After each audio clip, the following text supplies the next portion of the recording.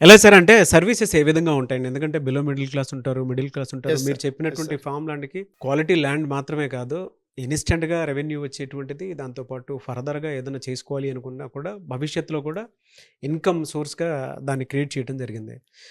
నేను పెట్టిన తర్వాత ఏమైందంటే లోవర్ లోవర్టీ వాళ్ళు అట్రాక్ట్ అవుతున్నారు. మిడిల్ క్లాస్ వాళ్ళు అట్రాక్ట్ అవుతున్నారు.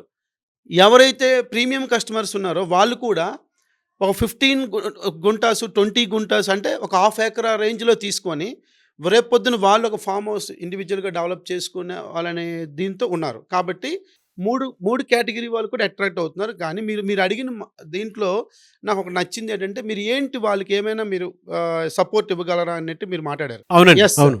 తప్పకుండా ఎవరైతే ఒక మిడిల్ క్లాస్ వాళ్ళు గాని, లోవర్ ప్రాపర్టీ వాళ్ళు గాని, ఈఎంఐ బేసిస్‌లో ఏమైనా వాళ్ళు రిక్వెస్ట్ చేస్తే, తప్పకుండా నేను వాళ్ళకి సపోర్ట్ చేసి, వాళ్ళకి ఈఎంఐ బేసిస్‌లో కూడా ఎందుకంటే నా కాన్సెప్ట్ ఏటి, వాళ్ళే ఎక్కువ నాకు కావాలి అనుకున్నారు. కావాలి అనే దీనిలో నేనున్నాను.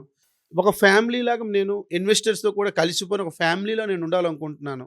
కాబట్టి తప్పకుండా ఈఎంఐ ఆప్షన్ అనేది నేను ఇస్తున్నాను సార్ వాళ్ళకి. ఇంట్రెస్ట్ ఎలా ఉంటుందండి? ఫ్రీ ఆఫ్ ఇంట్రెస్ట్ కాస్ట్ అండి. Without interest cost I am offering them EMI.